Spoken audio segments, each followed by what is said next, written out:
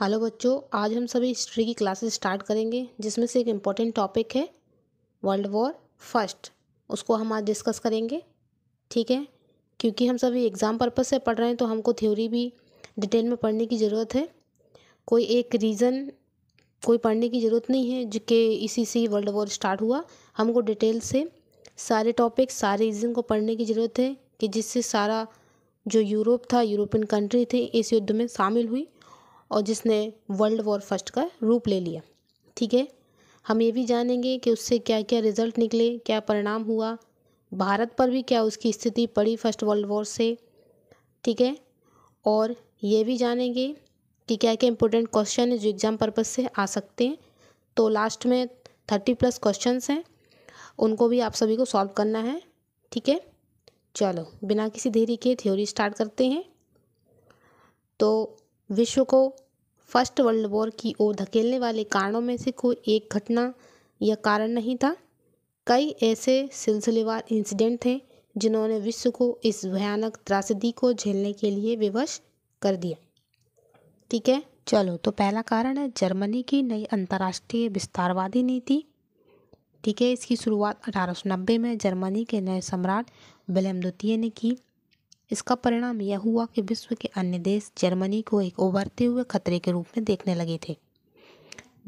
Next कारण था परस्पर रक्षा सहयोग। चूँकि यूरोपियन राष्ट्रों ने उस समय पर एक दूसरे के कई सारे रक्षा समझौते और कई सारी एक दूसरे में संधियां कर रखी थी। ठीक है, जिससे जो पूरा यूरोप था वो दो हिस्सों में बंटकर रह गया था। एक तरफ जर्मनी, ऑस्ट्रिया हंगरी और इटली के बीच संधियां थी और एक तरफ ब्रिटेन, फ्रांस और रूस के बीच में संधियां थी। ठीक है, तो उस समय यूरोप दो हिस्सों या दो महाशक्तियों में बंट गया था। नेक्स्ट कारण था साम्राज्यवाद। बढ़ती प्रतिस्पर्धा और अधिक साम्राज्य की इच्छा के कारण यूरोपीय देशों के मध्य टकराव में वृद्धि हुई, जिससे समस्त विश्व एक प्रथम विश्व युद्ध की ओर धकेल गया। नेक्स्ट कारण था सैन्यवाद। चूँकि विश्व में उस समय हथियारों की दौड़ शुरू हो गई थी, वर्ष 1914 तक जर्मनी और ग्रेट ब्रिटेन में अपनी नौसेना में काफ़ी वृद्धि की थी। तो सैन्यवाद की दिशा में हुई इस वृद्धि ने युद्ध में शामिल देशों को युद्ध की ओर बढ़ने में मदद की थी। एक नोट है कि वर्ष 1912 में जर्मनी के द्वारा इम्परेटर नामक जहाज का निर्माण हुआ, जिससे इंग्लैंड और जर्मनी के मध्य प्रतिस्पर्धा में वृद्धि हुई। नेक्स्ट कारण था किसी प्रभावशाली अंतर्राष्ट्रीय संस्था का अभाव। चूँकि उस समय पर प्रथम विश्व युद्ध से पहले ऐसी कोई संस्था मौजूद नहीं थी जो साम्राज्यवाद, सैन्यवाद और उग्र राष्ट्रवाद पर नियंत्रण कर विभिन्न राष्ट्रों के बीच में जो संबंध थे उनको सहज कर सके। तो उस समय विश्व का लगभग प्रत्येक राष्ट्र अपनी मनमानी कर रहा था। नेक्स्ट था राष्ट्रवाद। ठीक है, राष्ट्रवाद भी एक कारण हुआ प्रथम विश्व युद्ध के लिए, क्योंकि उस समय पर लोगों को अपने राष्ट्र के प्रति प्यार जागा और उन्होंने अपने राष्ट्र के लिए और अपनी ज़मीन के लिए लड़ना उचित समझा। तो ये भी एक कारण था राष्ट्रवाद का। ठीक है, तो नेक्स्ट कारण था ऑस्ट्रिया हंगरी के राजकुमार आर्चड्यूक फर्डिनेंड की हत्या। ठीक है, उस समय पर ऑस्ट्रिया हंगरी के सम्राट थे प्रिंस जोसेफ। ठीक है, और राजकुमार थे आर्चड्यूक फर्डिनेंड। ठीक है, आप इमेज में देख सकते हैं ऑस्ट्रिया हंगरी के मैप में उसके नीचे का एक एरिया है बॉस्नेवा। ठीक है, उस समय वो वहाँ की राजधानी थी सराजेवा। उसको मतलब उस साम्राज्य को सम्राट जोसेफ जो थे उन्होंने अपने हिस्से में मिला लिया था। ठीक है, तो उस समय पे क्या होता था, जब कोई राजा किसी क्षेत्र को, किसी साम्राज्य को अपने हिस्से में मिलाता था तो वहाँ पर वहाँ का राजकुमार या कोई भी ऑफिशियल मेंबर विजिट करने जाता था। ठीक है, तो वैसा ही हुआ। ऑस्ट्रिया हंगरी का राजकुमार था जो आर्चड्यूक फर्डिनेंड, वह उस क्षेत्र में सराजेवा में विजिट करने के लिए गया। ठीक है, अपनी वाइफ के साथ। तो फिर क्या हुआ, तो जो वो बम था उनकी कार से ना टकरा कर जो उनके पीछे चल रही थी कार, उससे टकरा गया, जिससे एक विस्फोट हुआ, जिसमें उसके पीछे जो कार थी उन लोगों को मतलब काफ़ी चोट लगी। ठीक है, तो जैसे ही ये चीज़ हुआ तो जो फर्डिनेंड था उसको ऑब्वियसली उसको अच्छा नहीं लगा।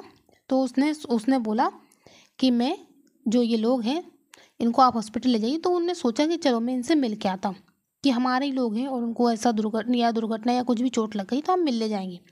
ठीक है, तो अपने वो वाइफ के साथ उन लोगों से जैसे ही डेथ हुई तो ये खबर धुएं की तरह फैल गई यूरोप में।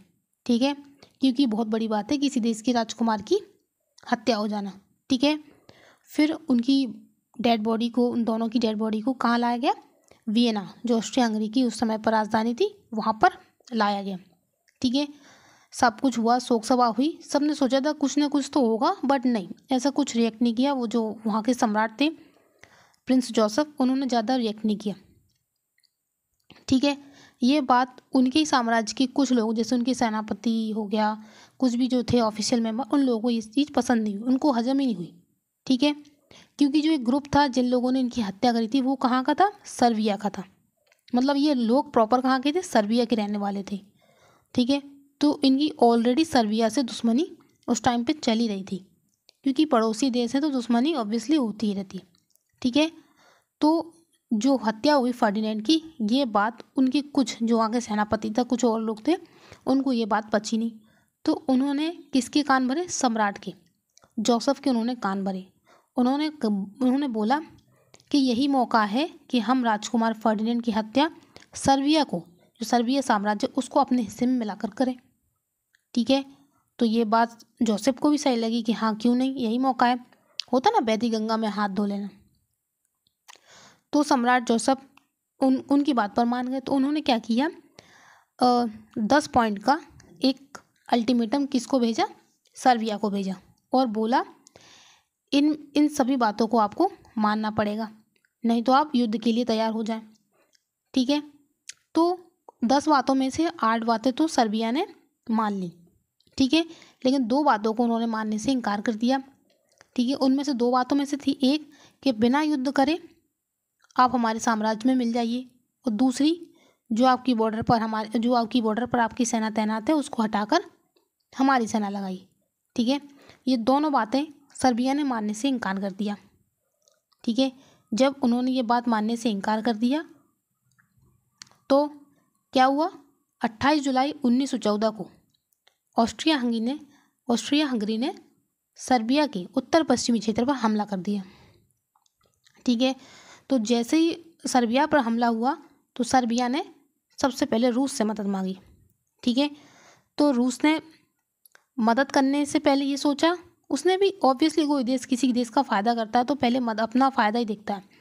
तो उसने सोचा हाँ अच्छा मौका है, इसी बहाने में सर्बिया की मदद करके जो ब्लैक सी है, जहाँ से उसका पोर्ट वगैरह, मतलब उसकी जहाज़ों का इंपोर्ट एक्सपोर्ट होता है, उस एरिया पर अपना थोड़ा पावर दिखाने के लिए कि अच्छा इसको अपने हिस्से में करने के लिए उसने सोचा चलो अच्छा है, सर्बिया का मैं साथ देता हूँ, और उसने अपनी सेना सर्बिया की बॉर्डर पर लगा दी। तो मतलब ये युद्ध स्टार्ट हो गया, मतलब धीरे धीरे अब ये विश्व युद्ध का रूप लेने वाला था। ठीक है, अब इस युद्ध में कौन आ गया? रूस उतर गया। अब जैसे ही रूस उतर गया तो ऑस्ट्रिया हंगरी ने सोचा कि अब उसको भी मतलब उस सेना की जरूरत पड़ी। तो उसने क्या किया, उसने मदद मांगी जर्मनी से, क्योंकि इनके बीच में एक अलायंस हो रखा था। ठीक है, तो उसने जर्मनी से मदद मांगी, तो जर्मनी भी इस युद्ध में शामिल हो गया। ठीक है, अब वो जर्मनी एक तरफ तो रूस से लड़ रहा है, ठीक है, और एक तरफ उसने अपनी सेना भेजी ऑस्ट्रिया हंगरी में जो सर्बिया से लड़ रही। ठीक है, वैसे इन तीनों के बीच में संधि थी, जर्मनी, ऑस्ट्रिया हंगरी और इटली के बीच में, लेकिन इटली ने इस युद्ध में आने से मना कर दिया, क्योंकि उसका ये कहना था कि हमारे बीच में ये अलायंस हुआ था कि जब हमारे देश पर कोई हमला करेगा तो हम एक दूसरे की मदद करेंगे। यहाँ पर अभी आपने किसी और देश पर हमला किया तो मैं इस युद्ध में शामिल नहीं हुआ।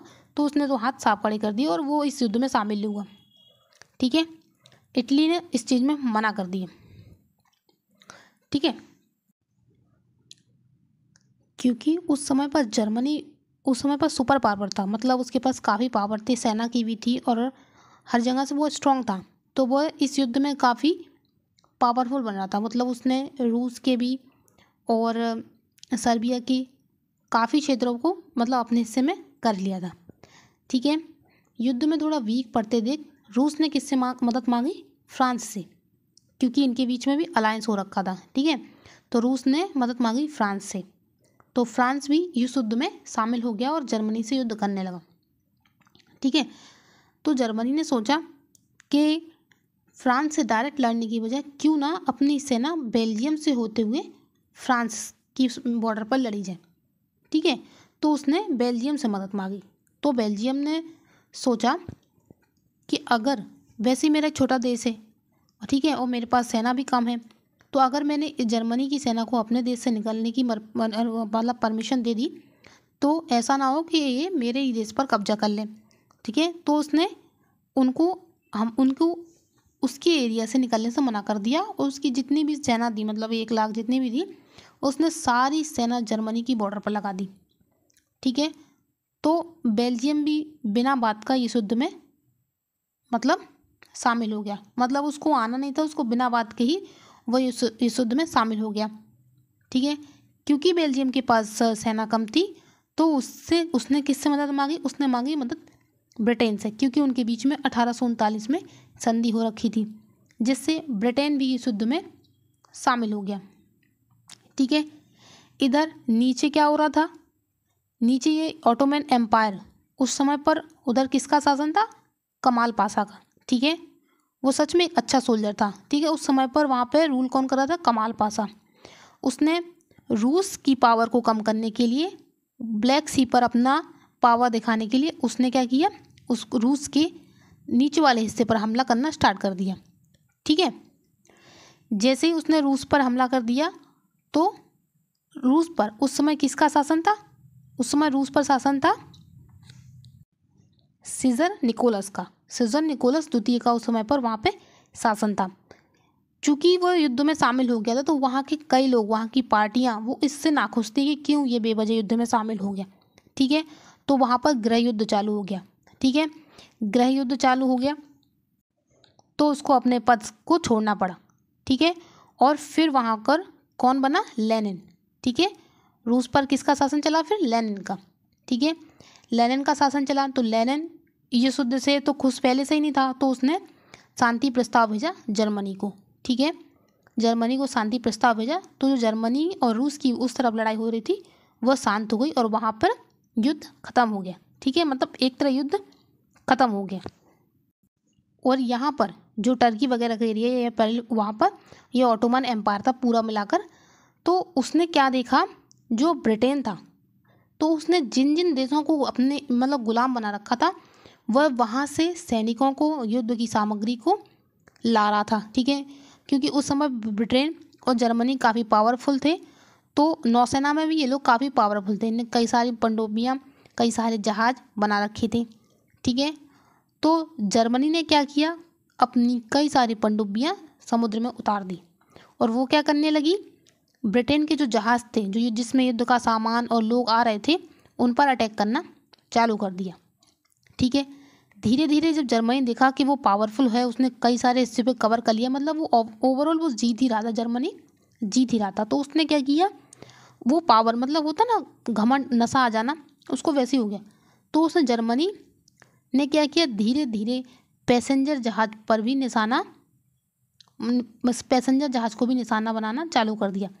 क्योंकि क्या था, पहले तो जर्मनी ओनली उनको निशाना कर रहा था जो सैनिक वगैरह थे, लेकिन जब उसको खबर मिली कि कई सारे सैनिक पैसेंजर जहाज में छुपकर और जो उनका सामान्य हथियार वगैरह वो भी पैसेंजर जहाज में छुपकर आ रहे हैं, तो उसने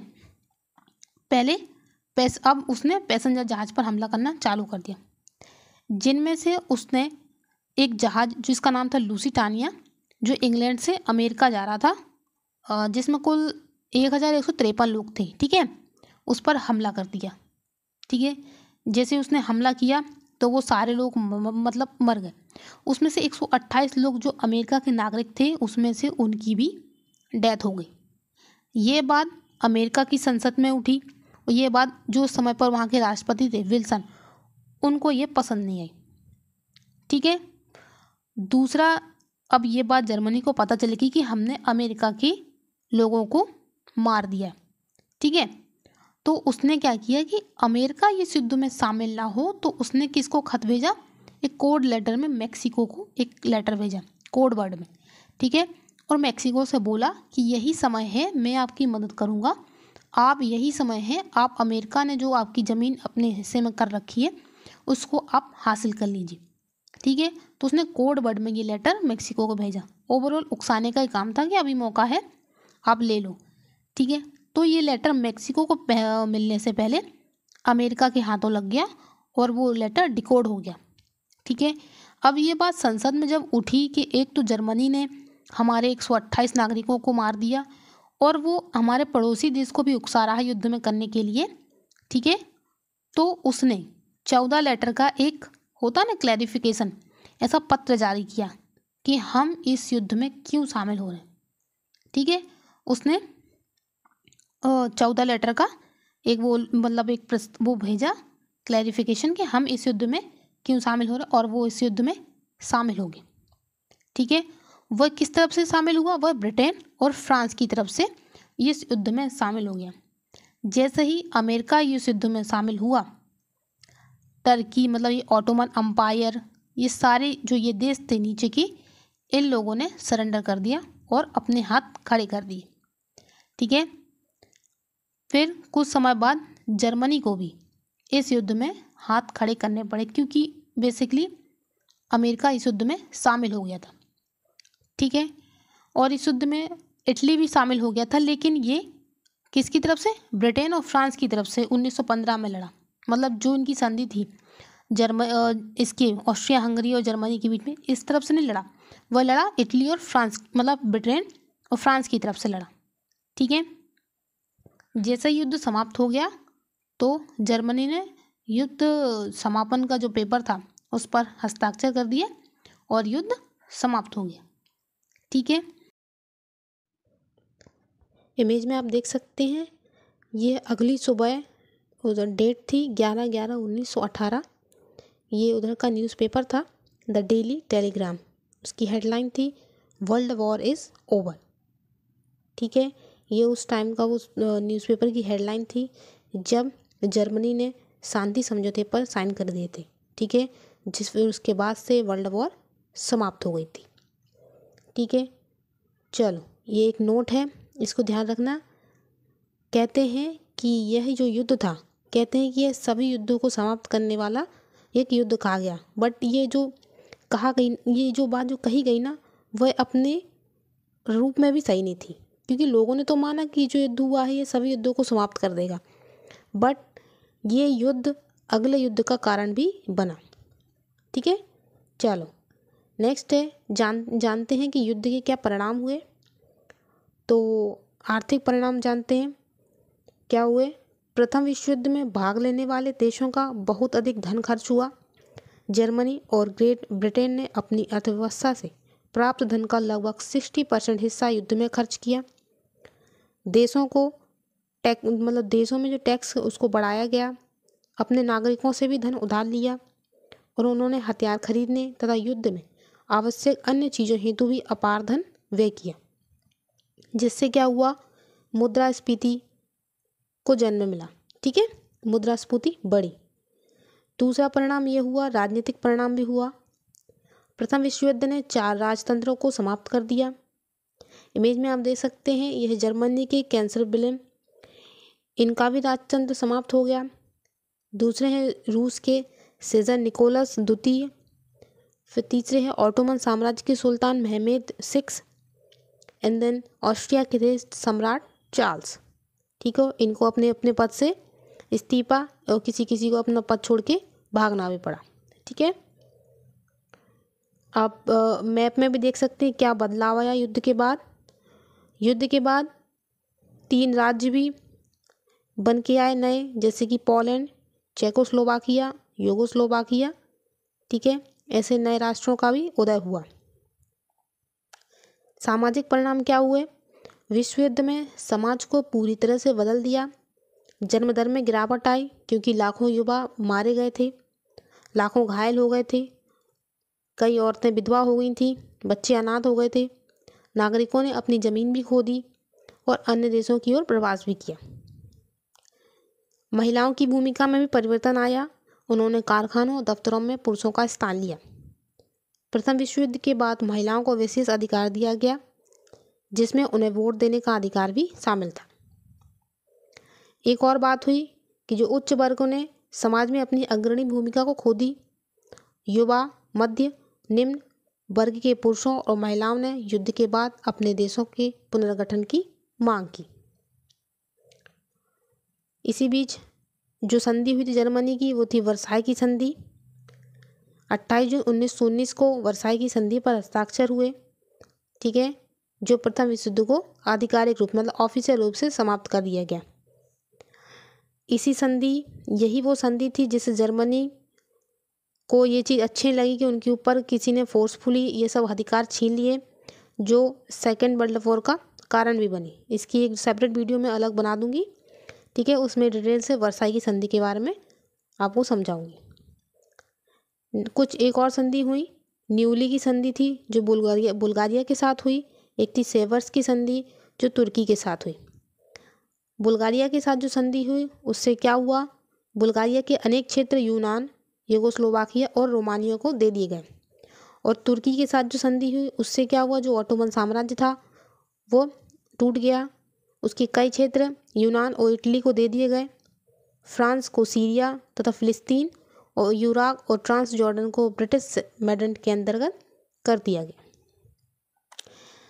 भारत के लिए भी प्रथम विश्व युद्ध का महत्व था।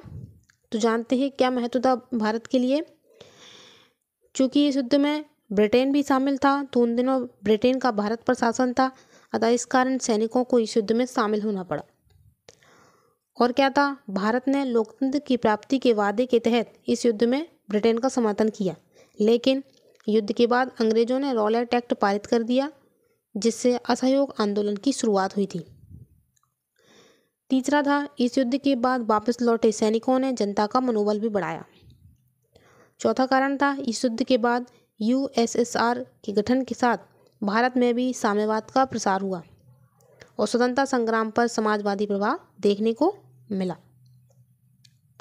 प्रथम विश्व युद्ध में शामिल होने के क्या कारण थे, कुछ एक दो कारण थे। जैसे भारतीय सैनिकों ने युद्ध के मैदानों में बहादुरी के साथ लड़कर अपने देश को सम्मान दिलाने के कार्य को अपने कर्तव्य के रूप में देखा। एक भारतीय पैदल सैनिक का उस समय मासिक वेतन महज 11 रुपये होता था, लेकिन जब उन्होंने युद्ध में भाग लिया तो ये उनकी आय का एक जरिया बन गया और उनको अच्छी आय भी उससे मिलती थी। ये भी विकल्प था उनको युद्ध में शामिल होने का, मतलब ये भी कारण था। ठीक है, हम सभी ने जो भी फर्स्ट वर्ल्ड से था, जो भी अपने पास नोट्स थे, बना सकने वाले पॉइंट थे, वो अपन सभी ने इसमें कवर कर लिए। ठीक है, चलो अब क्वेश्चन पेपर सॉल्व करने का टाइम है। चलो स्टार्ट करते हैं कि आप कितने क्वेश्चन सॉल्व करवाते हैं। चलो तो बिना किसी देरी के क्वेश्चन स्टार्ट करते हैं। पहला क्वेश्चन है, प्रथम विश्व युद्ध की शुरुआत कब हुई। तो आंसर है इसका, प्रथम विश्व युद्ध की शुरुआत हुई 28 जुलाई 1914 को। ठीक है, नेक्स्ट क्वेश्चन है, प्रथम विश्व युद्ध कितने वर्ष तक चला। तो प्रथम विश्व युद्ध 4 वर्षों तक चला, 1914 से 1918 तक। तो ठीक है, अगला क्वेश्चन है, प्रथम विश्व युद्ध का तात्कालिक कारण क्या था। तात्कालिक कारण की बात करें तो ऑस्ट्रिया हंगरी के जो राजकुमार थे आर्चड्यूक फर्डिनेंड, उसकी हत्या था। फोर्थ क्वेश्चन है, प्रथम विश्व युद्ध के समय यूरोप की महाशक्तियां का 2 गठबंधन में विभाजित किया गया। यह गठबंधन कौन कौन से थे। ठीक है, तो जो यूरोप था वह 2 खेमों में बट गया था, एक मित्र राष्ट्र और धुरी राष्ट्र। मित्र देशों में थे फ्रांस, रूस, ब्रिटेन, और धुरी राष्ट्रों में थे Germany, Austria Hungary, Italy, Ottoman साम्राज्य। ठीक है, चलो नेक्स्ट क्वेश्चन पर चलते हैं। नेक्स्ट क्वेश्चन है, ट्रिपल एटेंट में कौन से देश शामिल थे। तो ट्रिपल एटेंट में कौन से थे, जर्मनी, ऑस्ट्रिया हंगरी, ऑटोमन साम्राज्य, बुल्गारिया, ये सारे ट्रिपल एटेंट में थे। ट्रिपल अलायंस में कौन कौन से देश शामिल थे, नेक्स्ट क्वेश्चन है, इसमें थे फ्रांस, रूस, ब्रिटेन। ठीक है, चलो नेक्स्ट पर चलते हैं। वर्ष 1914 में बोस्निया की राजधानी क्या थी। तो इसका राइट आंसर है 1914 में बोस्निया की राजधानी थी सराजेवो। ओके, नेक्स्ट पर चलें। ऑस्ट्रिया के राजकुमार जिसकी हत्या सराजेवो में 28 जून 1914 को की गई थी, उनका नाम क्या था? तो उनका नाम था आर्चड्यूक फर्डिनेंड। ओके, नेक्स्ट है सर्बिया की गुप्त क्रांतिकारी संस्था थी, तो राइट आंसर है ब्लैक हैंड। नेक्स्ट है प्रथम विश्व युद्ध के दौरान जर्मनी ने रूस पर कब आक्रमण किया? ठीक है, तो जर्मनी ने रूस पर 1 अगस्त 1914 को आक्रमण किया। नेक्स्ट पर चलते हैं। इंग्लैंड प्रथम विश्व युद्ध में कब शामिल हुआ? तो राइट आंसर है इंग्लैंड 8 अगस्त 1914 को इस युद्ध में शामिल हुआ। अगर ये आपको वीडियो अच्छा लग रहा हो तो आप चैनल को सब्सक्राइब कर लेना। ठीक है, नेक्स्ट क्वेश्चन पर चलते हैं। नेक्स्ट है प्रथम विश्व युद्ध के समय अमेरिका का राष्ट्रपति कौन था? तो राइट आंसर है वुडरो विल्सन उस समय अमेरिका के राष्ट्रपति थे। नेक्स्ट है अमेरिका का प्रथम विश्व युद्ध में शामिल होने का क्या कारण था? तो अमेरिका का प्रथम विश्व युद्ध में शामिल होने का मेन रीज़न था जर्मनी के द्वारा पैसेंजर जहाज़ों पर हमला, जिससे 128 अमेरिकन सिटीजन्स की मौत। नेक्स्ट है वर्साई की संधि कब और किसके साथ हुई? तो 28 जून 1919 को वर्साई की संधि हुई, जो जर्मनी के साथ हुई। वर्साई की संधि होने से जर्मनी पर काफ़ी सारे प्रतिबंध लगे, जैसे उसकी सेना को 1 लाख तक सीमित कर दिया गया। वायुसेना पनडुब्बियां को रखने का अधिकार भी जर्मनी से छीन लिया गया। उसके काफ़ी सारे क्षेत्र को अलग कर दिया गया और जिससे नए राष्ट्र बने, और युद्ध के हार जाने के रूप में जर्मनी से 6 अरब 10 करोड़ की राशि की भी मांग की गई। नेक्स्ट है मोरक्को संकट कब उत्पन्न हुआ? तो मोरक्को संकट 1905-1906 में भी उत्पन्न हुआ और एक बार 1911 में भी मोरक्को संकट उत्पन्न हुआ। इसमें क्या हुआ, जब फ्रांस द्वारा मोरक्को पर अधिकार या प्रभुत्व स्थापित करने की कोशिश की गई, तब जर्मनी ने इसका विरोध किया। तो ये 2 बार हुआ, 1906 में भी हुआ और 1911 में भी हुआ। अगला क्वेश्चन है प्रथम विश्व युद्ध के समय ब्रिटेन के प्रधानमंत्री कौन थे? तो प्रथम विश्व युद्ध के समय ब्रिटेन के प्रधानमंत्री थे लॉर्ड जॉर्ज। नेक्स्ट है प्रथम विश्व युद्ध के समय फ्रांस के प्रधानमंत्री कौन थे? तो राइट आंसर है उस समय फ्रांस के प्रधानमंत्री थे क्लीमेंसो। नेक्स्ट है प्रथम विश्व युद्ध के समय लगभग कितने देशों ने भाग लिया? तो प्रथम विश्व युद्ध के समय लगभग 37 देशों ने भाग लिया। नेक्स्ट है 18 जून 1919 को पेरिस की शांति सम्मेलन में हुई शांति संधियों की शर्तें कौन कौन से देश तय कर रहे थे? तो जो 18 जून 1919 को पेरिस का शांति सम्मेलन हो रहा था, उसमें 3 देश ही उन शर्तों को कर रहे थे। उनमें से 3 देश थे ब्रिटेन, फ्रांस और अमेरिका। ठीक है, ये तीनों देश ही शर्तें तय कर रहे थे। नेक्स्ट है जर्मन सम्राट कैंसर, यहाँ पे थोड़ा प्रिंट मिस्टेक हुआ है, यहाँ पे विलियम है। जर्मन सम्राट कैंसर विलियम द्वितीय के हॉलैंड भाग जाने के बाद जर्मनी का नया चांसलर कौन बना? तो कैंसर विलियम द्वितीय के 10 नवंबर 1918 को अपने पद से इस्तीफा दे दिया था और वह हॉलैंड भाग गए थे। ऐसी अवस्था में क्या हुआ कि जो समाजवादी प्रजातांत्रिक दल ने वो सत्ता अपने हाथों में ले ली और नया चांसलर फ्रेडरिक एबर्ट को बनाया, जिसने क्या किया 11 नवंबर 1918 को जो युद्ध विराम था उसकी संधि पर हस्ताक्षर किया और प्रथम विश्व युद्ध को समाप्त किया था। ठीक है, नेक्स्ट है प्रथम विश्व युद्ध की पहली ब्रिटिश लड़ाई कौन सी थी? तो इसका राइट आंसर है मॉन्सू की लड़ाई। नेक्स्ट है प्रथम विश्व युद्ध में सबसे ज़्यादा मौतें किस देश से हुई? मौतें तो वैसे कई सारे देशों में हुई हैं, लेकिन सबसे ज़्यादा अगर एक आंकड़े के हिसाब से चलें तो रूस है जिसमें सबसे ज़्यादा मौतें हुई। नेक्स्ट क्वेश्चन है, सबसे पहले युद्ध की घोषणा किस देश ने की थी? तो राइट आंसर है, सबसे पहले युद्ध की घोषणा जर्मनी ने की थी। नेक्स्ट है, प्रथम विश्व युद्ध का दूसरा नाम, नहीं ऑस्ट्रिया ने की थी, सॉरी। नेक्स्ट है, प्रथम विश्व युद्ध का दूसरा नाम क्या था? तो प्रथम विश्व युद्ध का दूसरा नाम था सभी युद्धों को समाप्त करने के लिए एक युद्ध। नेक्स्ट है, प्रथम विश्व युद्ध में संपूर्ण विश्व कितने खेमों में बट गया? तो संपूर्ण विश्व 2 खेमों में बट गया था, मित्र राष्ट्र एवं दूरी राष्ट्र। नेक्स्ट है, गुप्त संधियों के प्रणाली का जनक किसको माना जाता है? तो किसको माना जाता है? राइट आंसर है बिस्मार्क को। नेक्स्ट है, ऑस्ट्रिया, जर्मनी एवं इटली के बीच त्रिगुट का निर्माण किस सन में हुआ था? तो ऑस्ट्रिया, जर्मनी और इटली के बीच अलायंस 1882 में हुआ था। नेक्स्ट है, इंग्लैंड प्रथम विश्व युद्ध में कब शामिल हुआ? तो इंग्लैंड 8 अगस्त 1914 को इस युद्ध में शामिल हुआ। नेक्स्ट है, रूस जापान युद्ध का अंत अमेरिका के किस राष्ट्रपति के कारण हुआ? तो रूस जापान युद्ध का अंत अमेरिका के रूजवेल्ट जो थे राष्ट्रपति, उसके कारण हुआ था। नेक्स्ट है, प्रथम विश्व युद्ध के कारण किस संघ की स्थापना हुई थी? तो राइट आंसर है यूएन। ठीक है।